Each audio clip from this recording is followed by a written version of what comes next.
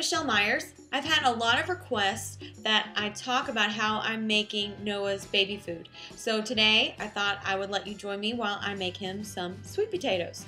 So these were actually the first food that we started with because it's been proven by research that orange vegetables are the most tolerated easily by babies. So I've taken the meat from sweet potatoes that I just baked in the oven, and I'm going to take those and I'm going to put them in my food processor here. Now, there are plenty of actual baby food processors that you can buy that are strictly for making baby food, and it's really just a ploy to get your money. There's not anything that's unique about them that you can't do with a food processor that you already have, so you don't really need to go out and buy anything extra. So this was actually 2 sweet potatoes, but one of them was giant. So after I get the sweet potatoes in, I am going to take some breast milk that I've pumped and add it to the mix, because sweet potatoes can have a tougher texture, so especially if you're just getting started with sweet potatoes or with foods or solids in general with your baby, you're going to want to make sure that you add some liquid. There are people that add water, there are people that add formula, but I want to make sure that breast milk is the primary nutrition that he gets for the first year. So with sweet potatoes, I add enough to where I can actually add a little bit of nutrition to a food that's already nutritious.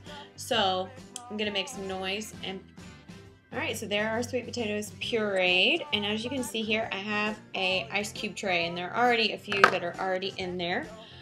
So what I'm going to do is I'm just going to take this and I'm going to scoop this into the ice cube trays, and it's really that simple. And the thing about it that's so great and so much better, in addition for the food being better for your baby because it's not processed, like you have no idea what chemicals or preservatives have been added to the baby foods that's in a jar, there's no way that your baby's actually going to finish everything that's in a jar. But once you've opened the jar and you have dipped a spoon into it and you've gotten some of your baby's spit back in it and it goes back into the jar, that food is no good and you can no longer use it. So you end up wasting a lot of money, whereas this allows you to individualize it into smaller servings, and as your baby's appetite increases or as you're increasing the amount of solids that you give them, you simply just increase the amount of cubes that you defrost on a daily basis. So it keeps you from wasting a lot of food or spending a lot of money on food that's just going to end up in the trash can.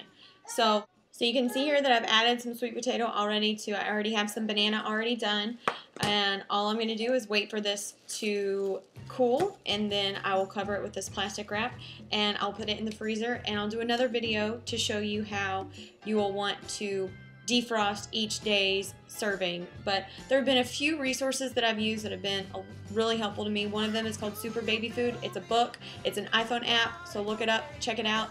WholesomeBabyFoods.com has been really helpful.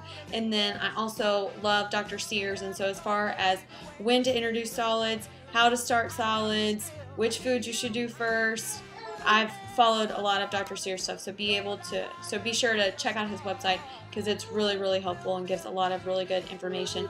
But just as a general rule of thumb, as far as when your baby is ready for solids, I would encourage you to watch your baby and not watch the calendar, because a lot of books or people will tell you 4 months or 6 months, but for Noah, he really wasn't ready until about 7.5 months. Granted, he was premature, and so we had to wait for a few things to develop, but one thing that you want to make sure before you start solids is that your baby can at least sit up in something like a bumbo by himself first, because if he's having to work really hard to sit up, or she's having to work really hard to sit up, then adding the foods is just going to be an additional stressor. So that would be the one tip that I would say, is watch your baby, not the calendar. But if you have any questions, feel free to contact me on my website. Thanks a lot. Bye. And mess me around, and then worst of all,